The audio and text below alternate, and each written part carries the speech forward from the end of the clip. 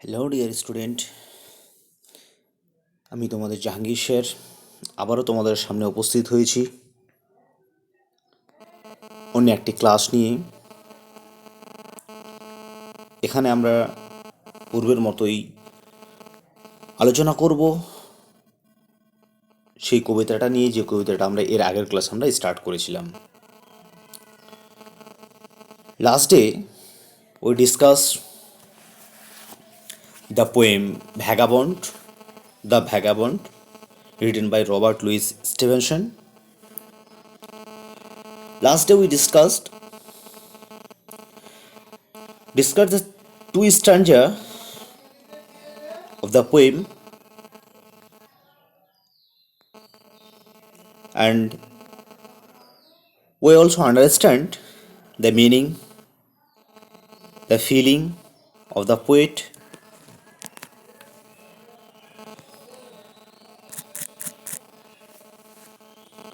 and what he wanted to say to the listener, to the reader.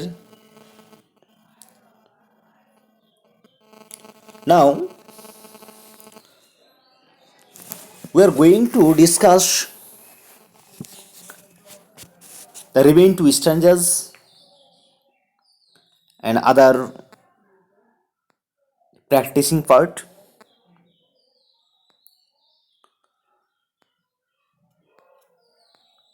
কাজেই আমরা দেরি না করে চলে যাব আমাদের দুটো বাকি স্ট্যাঞ্জা ছিল, সেই স্ট্যাঞ্জা দুটো আজকে আমরা পড়ে কমপ্লিট করব। তাহলে এর আগের দিন আমরা কি জেনেছিলাম যে ভ্যাগাবন্ড রবার্ট লুইস স্টিভেনসন আমাদের দুটো স্ট্যাঞ্জা বলেছিল। সেই দুটো স্ট্যাঞ্জাই তিনি কি চেয়েছেন, কীরকম পরিবেশের মধ্যে তিনি থাকতে পছন্দ করেছেন, এই সমস্ত কিছু তিনি চেয়েছেন। তাহলে এর আগের দিন আমরা যতটুকু পড়েছিলাম ততটুকু জানতে পেরেছিলাম তিনি প্রকৃতির কাছে তিনি কোনো কিছু চেয়েছেন। কিসের জন্য? সেলফ স্যাটিসফ্যাকশনের জন্য। তাহলে এর আগে দুটো স্ট্যাঞ্জা কমপ্লিট করার পর আমরা এবার চলে যাই থার্ড স্ট্যাঞ্জা। তাহলে থার্ড স্ট্যাঞ্জাকে শুরু করা যাক। থার্ড স্ট্যাঞ্জায় কি বলছে? Or let autumn fall on me where a field I linger. তার আমাকে শুদ্ধভাবে, আমাদেরকে পরিষ্কারভাবে এর আগে কি বলতে চেয়েছিল লেখক সেইটুকু আমরা জেনেছিলাম, এবং এর পরবর্তী দুটো স্টেজে কী বলছে আমরা এবার জেনে নেব। তাহলে কি বলছে? অথবা। তাহলে অথবার আগে কি ছিল? অথবা আগে বলেছিল আমার কোনো বন্ধু চাই না, চেনার মতো বন্ধু চাই না, আমার কোনো ভালোবাসা চাই না, আমার কোনো আশা চাই না, আমার কেবলমাত্র যেটা চাই সেটা হচ্ছে মাথার ওপর একটা পরিষ্কার আকাশ, ঝলঝলে আকাশ, এবং পায়ের নিচে মাটি বা রাস্তা। তাহলে কী বলছে? আর কি চাইছে? Or let autumn fall on me where afield I linger. অথবা কি করো? অথবা কি হবে? Let autumn fall on me, আমার ওপর বসন্ত বিরাজ করুক। Where afield I linger, যেখানে আমি কিছুক্ষণ সময় অতিবাহিত করব। তাহলে এখানে দেখো, এ ফিল্ড মানে কি বলেছে? এ ফিল্ড কথা হচ্ছে মানে একটা জায়গা, হ্যাঁ, মানে একটা জায়গার মধ্যে, এবং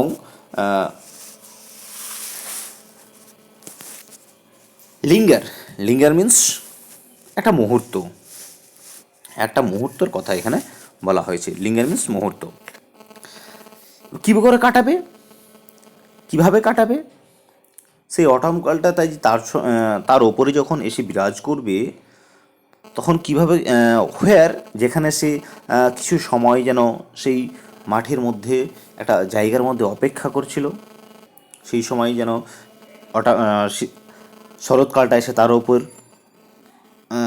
বিরাজ করুক, এরকমটা চেয়েছেন। Silencing the bird on tree, beating the blue finger. তখন কি করবে other? Beating the blue finger, তার সেই নীল আঙ্গুলগুলো যেন কামড়াতে থাকবে, এবং এই কামড়ানোর সাথে সাথে কী হবে? Silencing the bird on tree, গাছের উপর যে সমস্ত পাখিগুলো আছে সেই পাখিগুলো যেন নীরবতা বিরাজ করবে। তাহলে এই 4টা লাইনে আমরা কি বুঝতে পারলাম? এই 4টা লাইনে আমরা এটুকু বুঝতে পারলাম, অথবা শরৎকাল আমার ওপরে এসে পড়ুক বা বিরাজ করুক, যেখানে আমি একটু সময় অতিবাহিত করব বা সময় কাটাবো আর কি। এবং সেই সময় কি হবে? যে লেখক বলেছেন, অথার বলেছেন যে তার নীল আঙুলটি কামড়াতে কামড়াতে গাছের উপরে পাখিরা যেন নীরব হয়ে যাবে। White as meal the frosty field, warm the fireside haven. বলছে white as a meal the frosty field. এখানে কি বলছে? যে মিল মিন্স খাবার বা ময়দার মতো সাদা তুষারে ঢাকা মাঠ। তাহলে এখানে অবভিয়াসলি আমরা বুঝতে পারছি সিজনটা কোন সিজন? উইন্টার সিজনের কথা বলছে। কি বলছে? যে এই শস্যর ক্ষেত বা জায়গাগুলো, সেই জায়গাগুলো কী হয়েছে? একদম সাদা তুষারে যেন একদম ঢেকে গেছে। সাদা তুষারে ঢেকে যাওয়ার ফলে তারপরে কি হয়েছে? Warm the fireside haven. Haven মিন্সটা তোমরা দেখে নেবে যে কি বলেছে, একটা নিরাপদ জায়গা। হেভেন মিন্স এটা হচ্ছে একটা নিরাপদ জায়গা। এই সময় যখন এই warm the white as meal the frosty field, যখন সেই সাদা ময়দার মতো যেন কী হয়, সাদা মাঠটা যেন একদম ছেয়ে গেছে, সেই সময় উপযুক্ত জায়গা হচ্ছে কোথায়? ফায়ারসাইড মিন্স উনুনের পার্শ্ববর্তী অঞ্চল বা উনুনের পাশ যেটা বলা হয়, তখন সেই গরমের জন্য উনুনের পার্শ্ববর্তী অঞ্চলটাই যেন উপযুক্ত সময়, একটা নিরাপদ জায়গা। তাহলে এখানে লেখক এই কথাটা কেন বলেছেন?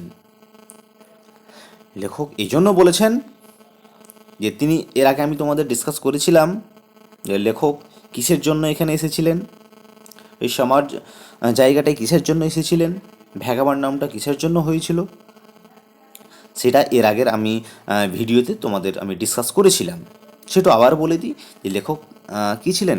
হৃদরোগে অর্থাৎ হার্টের কোনো একটা বিশেষ ডিজিজে তিনি ভুগছিলেন, এবং এই হার্টের ডিজিজ থেকে মুক্তি পাওয়ার জন্য তিনি কোন জায়গায় গেলে তিনি এই হার্টের ডিজিজ থেকে মুক্তি পাবেন, তার কারণে তিনি এখানে সেখানে সেই ভ্যাগাবন্ডের মতোই জীবনযাপন করে ঘুরে বেড়াচ্ছিলেন। তার জন্য বলছিলেন এই রকম শীতের সময়, যেই শীতের সময় কি হয়েছে, এই যে পুরো ক্ষেতটা যেন একদম সাদা ময়দার মতো যেন তুষারে আচ্ছাদিত হয়েছে, এই সময় উপযুক্ত সময় কোনটা? এই যে উনুনের পাশের গরম জায়গাটা। তারপর কি বলছে? Not to autumn will I yield, not to winter even. কি বলছে তাহলে দেখো, not to autumn will I yield মিন্সটা তোমরা দেখতে পাবে যে বশ্যতা স্বীকার করে নেওয়া। বশ্যতা স্বীকার করে নেওয়া মানে মাথা নত করে দেওয়া। তাহলে not to autumn will I yield, আমি সেই শরতের কাছে মাথা নত করব না। Not to the winter even, এমনকি কার কাছে মাথা নত করব না? শরৎকালের কাছেও মাথা নত করব না। তাহলে কেন এখানে বলেছেন? এই যে প্রচণ্ড শীতের সময়, যেমন ফার্স্ট অটমের কথা কেন বলেছেন? কারণ অটমের সময় তিনি ক্লান্ত হয়ে পড়ছেন। শরৎকালে একটু গরম গরম ভাব, সেই সময় তিনি ক্লান্ত হয়ে পড়ছেন, চলাফেরা করতে পারছেন না। তার কারণে বলছেন যে যদিও আমি ক্লান্ত হয়ে পড়ি, তা সত্ত্বেও কিন্তু কী করব না, এই অটমের কাছে আমি হার মেনে যাব না। Not to the winter even. এমনকি শীতের সময় যেই সময় চলাফেরা করা একদম কনকনে ঠান্ডার সময় চলাফেরা করা একদম দুর্বিষহ হয়ে ওঠে, রাস্তাঘাট যেন একদম ফ্রোজেন হয়ে যায়, বরফে যেন আচ্ছাদিত হয়ে যায়, যেই সময় ওনার পাশে থাকাটাই সবচেয়ে বেশি সুবিধাজনক জায়গায়, সেই সময় কি করব না, আমি এই শীতের কাছেও আমি হার মেনে যাব না। অর্থাৎ তিনি তার লক্ষ্যে দৃঢ় প্রতিজ্ঞার মধ্যে তিনি এগিয়ে চলেছেন। কোথায় গেলে তিনি মুক্তি পাবেন, কোথায় গেলে তিনি শান্তি পাবেন। তাহলে এই স্ট্যাঞ্জায় আমরা কি জানতে পারলাম? এই যে 8টা লাইন আছে, এই 8 লাইনের মধ্যে আমরা কতটুকু জানতে পারলাম? এই লাইনের মধ্যে আমি একবার পুরোটা তোমাদের বাংলাতে, শুধু জাস্ট বাংলায় আমি বলে দিই, ইংরেজি আর পড়ছি না, কারণ ইংরেজি একবার পড়লাম। শুধু আমি বাংলাটা আমি তোমাদের একবার মিনিংটা আমি হালকা করে বলে দিচ্ছি। কি বলছে? যে অথবা শরৎকালটা আমার উপর বিরাজ করুক, যেখানে যেখানে আমি একটা সময় হোয়ার এ ফিল্ড আই লিঙ্গার, যেখানে একটা জায়গায় আমি কিছু সময় কাটিয়েছিলাম, এবং সেই জায়গায় সময় কাটাতে কাটাতে কী করছিলেন? তার যে নীল আঙুলটা, সেই নীল আঙুলটা কামড়াতে কামড়াতে গাছের উপর যতগুলো পাখি ছিল, সে সমস্ত পাখিগুলো যেন কী হয়ে গেছিল? নীরব হয়ে গেছিল। এটা হচ্ছে কি? শরৎকালের বর্ণনা দিলেন। এবার উইন্টার কালের কি বর্ণনা দিচ্ছে? উইন্টার কালের বর্ণনা দিচ্ছে যে উইন্টার সিজনে কি হয়েছে, যে তার রাস্তাঘাট, যে যে যে জায়গা দিয়ে তিনি চলাফেরা করতেন, সমস্ত জায়গাটা যেন কী হয়েছে? ময়দার মতো, যেন ময়দার মতো সাদা অবস্থায় যেন কুয়াশা দ্বারা আচ্ছাদিত হয়ে গেছে। এই সময় উপযুক্ত সময় কোনটা? এই সময় প্রত্যেকটা মানুষ চাইবে কি? একটু গরমের সঙ্গে স্পর্শে আসা। তার কারণে বলছে এই সময় মনে হচ্ছে উপযুক্ত সময় কোনটা ছিল? এই একটা সেফ জায়গা ছিল। তার জন্য অন্যর পাশে একটা উষ্ণ গরম যে জায়গা, সেই গরম জায়গায় থাকাটাই সবচেয়ে বেশি ভালো ছিল। কিন্তু তিনি বলেছেন, আবার কি বলেছেন, যে তিনি এই সব হয়েছে তো কি হয়েছে, তবু তিনি কি করবেন না, এই অটমের কাছে তিনি হার মেনে নেবেন না। তার সাথে সাথে আবার উইন্টার যে আসছে, উইন্টার কাছে তিনি কি করবেন না, তিনি মাথা নত করবেন না বা নত স্বীকার করবেন না।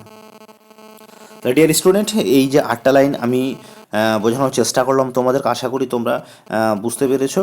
এবার আমরা আজকের দ্বিতীয় স্ট্যান্জা, অর্থাৎ ওভারঅল আমরা লাস্ট স্ট্যান্জায় আমরা চলে যাই। রবার্ট লুইস স্টিভেনসন যে লাস্ট স্ট্যান্জাটা আমাদের সামনে তুলে ধরেছেন, সেই লাস্ট স্ট্যান্জা তোমরা যদি একবার পড়ো তো লক্ষ্য করবে যে এই স্ট্যান্জাটা তোমরা প্রথম দিন যে ক্লাসটা করেছিলাম, অর্থাৎ যে 1, 2, 3, 4 4টা স্ট্যান্জা আছে, তো তোমার প্রিভিয়াস পেজ অর্থাৎ লাস্ট পেজে তোমরা দেখবে, তোমরা যে সেকেন্ড প্যাসেজটা তোমরা পড়েছো, সেই সেকেন্ড প্যাসেজের একদম হুবহু লাইনগুলো কিন্তু টুকে দেওয়া আছে।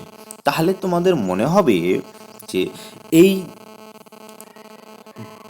ফার্স্ট, সেকেন্ড, থার্ড, ফোর্থ, এই 4টা ইউনিটের মধ্যে, 4টা স্ট্যান্জার মধ্যে যে সেকেন্ড এবং ফোর্থ ইউনিটটা একই রকম দিল কেন?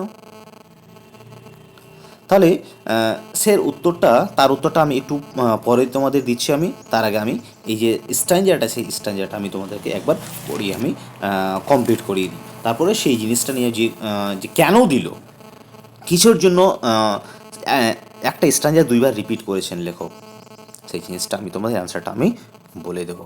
তার আগে লেটস রিড। বলছে let the blue fall soon or late. তাহলে এর আগে দিন আমি তো বলেছিলাম ব্লো মিন্স, তোমাদেরকে বলেছিলাম যে কোনো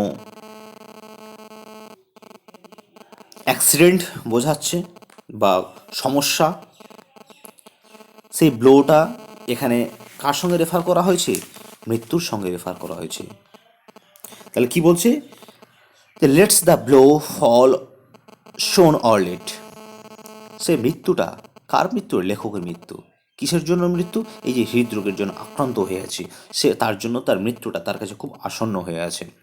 যে মৃত্যুটা আমার কাছে তাড়াতাড়ি আসুক অথবা দেরিতেই আসুক, let what will be over me, আমার উপর যাই হবার হোক। বলছে আমার মৃত্যুটা আমার কাছে তাড়াতাড়ি আসুক অথবা দেরিতে আসুক, আমার উপর যাই হবার হোক, আমার উপর যাই হবার হোক মানে মৃত্যুটা তাড়াতাড়ি আসুক অথবা দেরিতে আসুক, যেটা হবে হোক।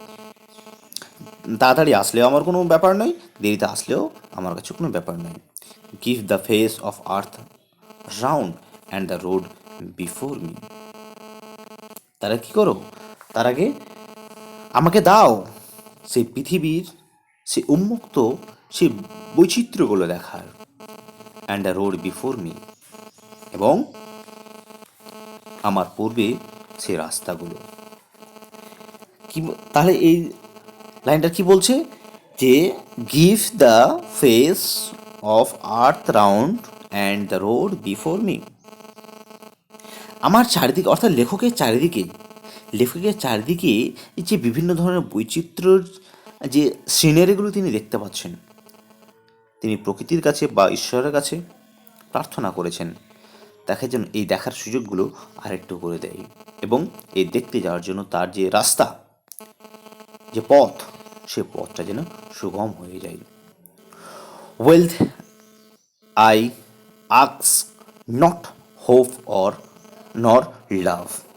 আচ্ছা, আই আক্স নট, আমি চাই না, কি চাই না, ওয়েলথ, আমি কোনো সম্পদ চাই না, হোপ, চাই না কোনো আমি আশা, নর লাভ, চাই না কোনো আমি ভালোবাসা, আমার কোনো কিছুই চাই না, নর a friend to know me, এমনকি আমাকে যে কোনো একজন বন্ধু আমাকে চিনবে, আমাকে জানবে, জানার মতো আমি কোনো বন্ধুও চাই না। All I asked the haven above and the road below me.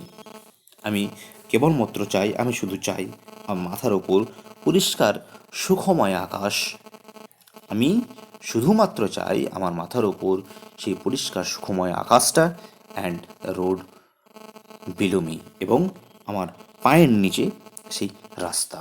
তাহলে ডিয়ার স্টুডেন্ট, এই লাইনটা, এই স্ট্যাঞ্জা তোমরা আশা করি অর্থটা বুঝতে পারলে।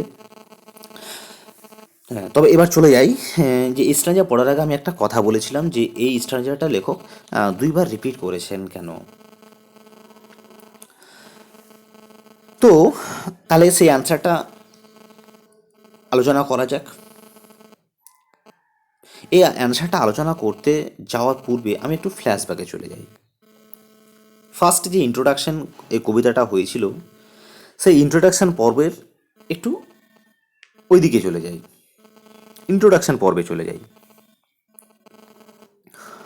সেখানে কি বলেছিল, যে লেখক হৃদরোগে আক্রান্ত হয়েছিলেন, তিনি সুস্থতার জন্য এখানে সেখানে ভবঘুরেদের মতো ঘুরে বেরিয়েছেন। তো এতগুলো প্রকৃতির কাছে কেন চেয়েছেন তিনি? কারণ তিনি বারবার এই কথাগুলো রিপিট করার উদ্দেশ্য হয়েছে, তিনি দৃঢ় প্রতিজ্ঞ হয়েছিলেন, তিনি এই যে তার যে চাওয়া, প্রকৃতির কাছে চাওয়া, সেই চাওয়াটাকে আরো দৃঢ় প্রতিজ্ঞ করার জন্য, মানে এর দ্বারা এটাই বোঝাতে চেয়েছে লেখক যেন এটা করতেই হবে, যেন এই যে কথাগুলো বলেছে এই কথাগুলোর ওপর, যে সেকেন্ড স্ট্যাঞ্জা এবং ফোর্থ স্টার যে কথাগুলো তিনি বলতে চেয়েছেন, সেই কথাগুলোর ওপর আরও বেশি করে ভর দেওয়ার জন্য, যেন তাকে করতেই হবে, এগুলো না করলে হবে না। যেমন আমি তোমাদের একটা এক্সাম্পল বলি, বৃষ্টি পড়ছে, সকাল 10টার সময় বৃষ্টি পড়ছে, তোমাকে স্কুল বেরোতে হবে, অন্যান্য দিনের মতো তোমাকে স্কুল যেতে হবে। দেখো ক্লাস পিরিয়ডের সময় বৃষ্টি শুরু হয়েছে, অন্যান্য দিনের মতো, যেদিন প্রতিনিয়ত যেরকম ডে স্কুল হয় সেরকম স্কুল হয়েছে, সেদিন বলে আজকে বৃষ্টি পড়ছে, আজকে যাব না। এবার সাপোজ ধরে নাও তোমাদের এক্সাম স্টার্ট হয়েছে, এবার সেই এক্সাম 10টা থেকে 11টা থেকে এক্সাম, বাড়ি থেকে আসতে তোমাকে 30 মিনিট সময় লাগবে। এবার এই সময় কি হয়েছে, 10টা থেকে বৃষ্টি স্টার্ট হয়ে গেছে। এর আগে কী করেছিলে, বৃষ্টি স্টার্ট হয়েছে, আজকে যাব না স্কুল, বৃষ্টি হচ্ছে, ভিজে যাব। কিন্তু এখন এই সময় কি হচ্ছে, পরীক্ষা স্টার্ট হয়েছে, তোমাকে তার জন্য কি করতে হবে, স্কুলে তোমাকে পৌঁছাতেই হবে, যতই তোমার বৃষ্টি হোক না কেন, তোমাকে সেই রকম প্রোটেকশন নিয়ে তোমাকে কী করতে হবে, বেরোতে হবে। সেক্ষেত্রে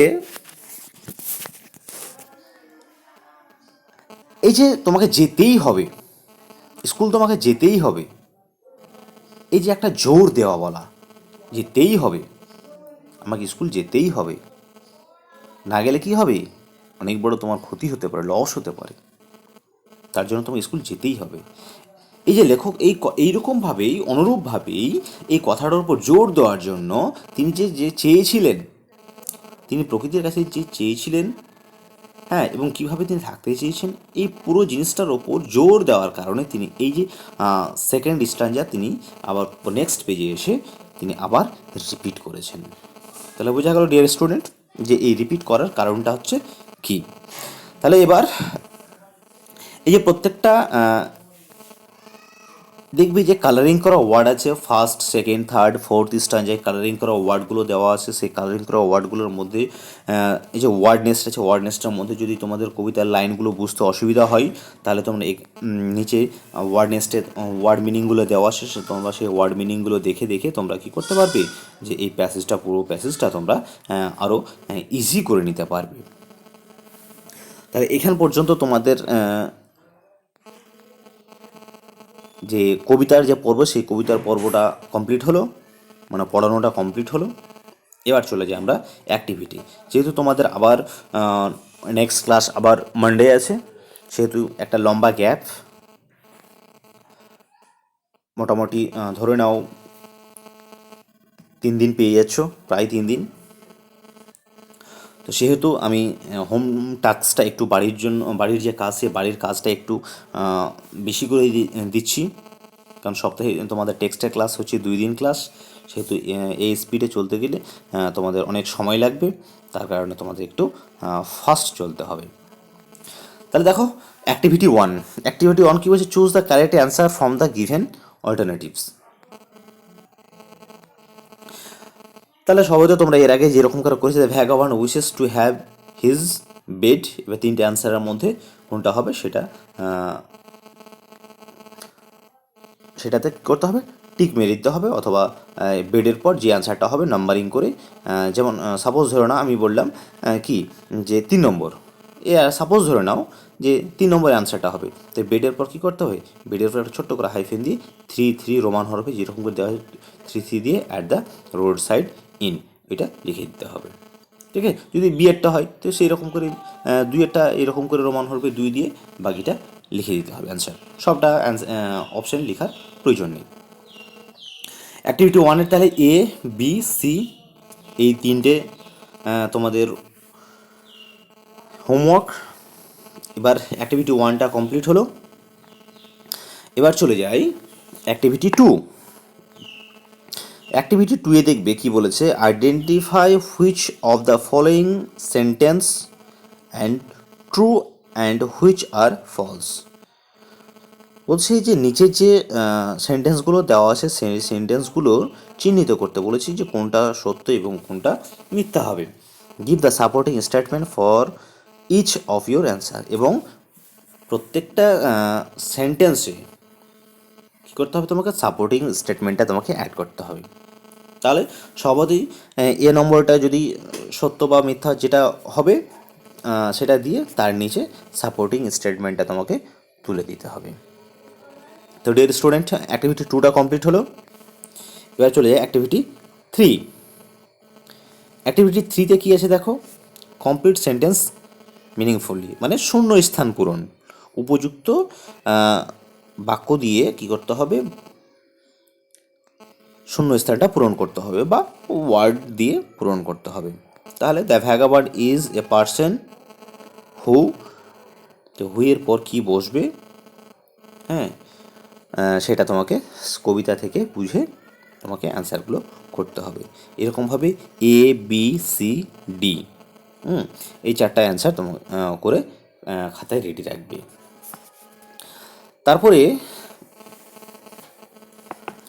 এদিকে চলে যাই আবার অ্যাক্টিভিটি 3-র পর activity 4, page number 57। Activity 4, activity 4-এ কী আছে, অ্যান্সার দ্য ফলোয়িং কোশ্চেন, নিচের প্রশ্নগুলোর উত্তর দাও। What kind of a life does the vagabond wants. কী বলেছে এই নম্বরটা, কী বলেছে আমি মিনিংগুলো তোমাদের বলে দিই, তাহলে তোমাদের কোশ্চেনগুলো করতে সুবিধা হবে, কোশ্চেনের অ্যান্সারগুলো করতে তোমাদের সুবিধা হবে।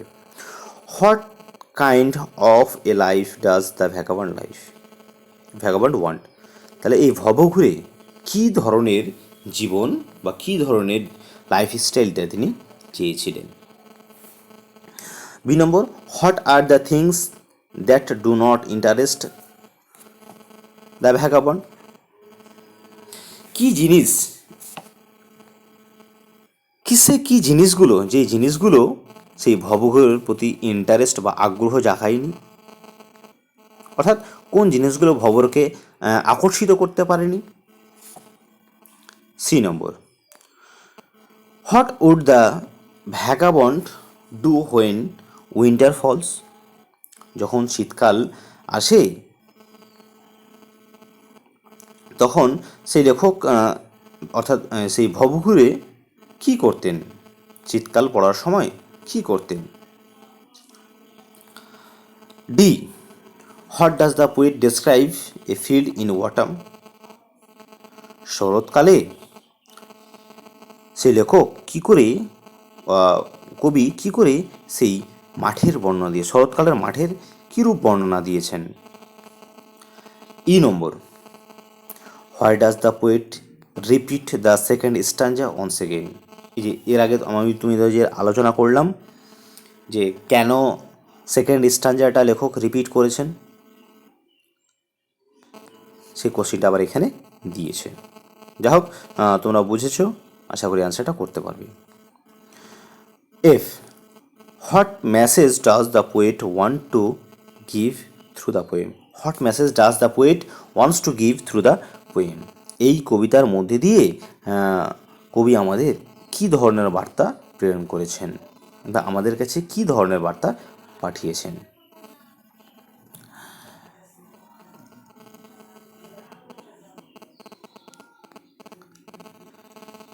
তারপরে অ্যাক্টিভিটি 5, অ্যাক্টিভিটি 5-এ একটু দেখে নাও। অ্যাক্টিভিটি 5-এ কী দেওয়া আছে। অ্যাক্টিভিটি 5-এ দেওয়া আছে match the words in columns A with their meanings in column B. মানে এ কলামের কতগুলো ওয়ার্ড দেওয়া আছে দেখো, সেই ওয়ার্ডের সাথে সাথে বি নম্বর কলামে কতগুলো কী দেওয়া আছে, ফ্রেজ বলতে পারো, বা ক্লজ বলতে পারো, ফ্রেজই বলা যায়। কতগুলো ফ্রেজ দেওয়া আছে। তো এই ওয়ার্ডগুলোর সঙ্গে এই দিকে ডান দিকে কোনটা ফ্রেজের বা কোনটা সেন্টেন্সের মিনিং হবে। হ্যাঁ, তো তোমরা কীরকমভাবে অ্যান্সারগুলো লিখবে। লাভ, সাপোজ ধরে নাও লাভ, লাভটা অ্যান্সার হলো কি যে a feeling of care and understanding. তো এখান থেকে তাহলে কী করবে, এরকম করে তীর চিহ্ন দিয়ে এখানে নিয়ে আসবে, তাই তো না, এইরকম করে আনসারটা করবে না।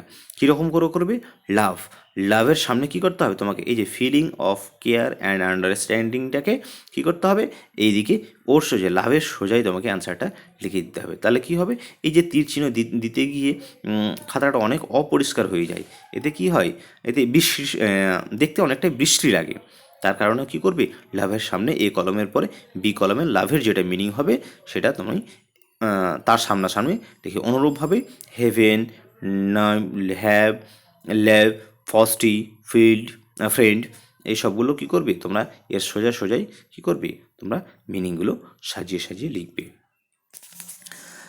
তারপরে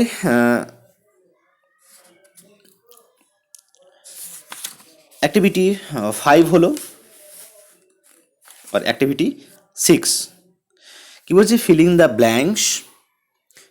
blanks with the antonyms of the word given in brackets। এই ব্র্যাকেটের মধ্যে দেয়ার ইজ এ ড্যাশ, এই যে bracket, warm, breeze blowing from the sea, warm. তো ওয়ার্মটার কী করতে হবে, বিপরীত শব্দ তোমাকে এই শূন্যস্থানের মধ্যে বসাতে হবে। ওয়ার্ম মানে কি, উষ্ণ, উষ্ণর হচ্ছে কি, উষ্ণর বিপরীত শব্দ কী হবে, সেটা তোমাকে সেই উষ্ণ বিপরীত শব্দে অ্যান্টোনিমসটা তোমাকে এখানে বসাতে হবে। তারপরে সেই রকম হোয়াইটের বিপরীত শব্দ এখানে তোমাকে বসে সেন্টেন্সটা পূর্ণ করতে হবে। উইন্টারের বিপরীত শব্দ এখানে বসাতে হবে। অ্যাবভ, সেই রকম করে তোমাকে এই অ্যাক্টিভিটি 6টা কমপ্লিট করতে হবে। তো আজকে আর বেশি কিছু করাবো না। এই পর্যন্তই তোমাদের ক্লাসটা থাক। এর পরবর্তী যে অ্যাক্টিভিটিগুলো আছে, অ্যাক্টিভিটি 7, 8, 9, 10, 11, এগুলো এর পরের ক্লাসে আশা করি আমরা আলোচনা করব। তারপরে আমরা আবার মোগলে আমুংদা ওবসটা আমরা এরপরে পরবর্তী যখন এইটা কমপ্লিট হবে তখন আমরা সেই পরবর্তী লেসনটা আমরা আবার স্টার্ট করব। তাহলে ডিয়ার স্টুডেন্ট, আজকে এই পর্যন্ত থাকলো। ভালো থাকো, সুস্থ থাকো, বাড়িতে তোমরা সবাই পড়াশোনার মধ্যে থাকো এবং যে হোমওয়ার্কগুলো যে দিলাম সেই হোমওয়ার্কগুলো তোমরা করে আমাকে আমার পার্সোনাল হোয়াটসঅ্যাপ নম্বরে আমাকে সেন্ড করবে। ওকে, বাই।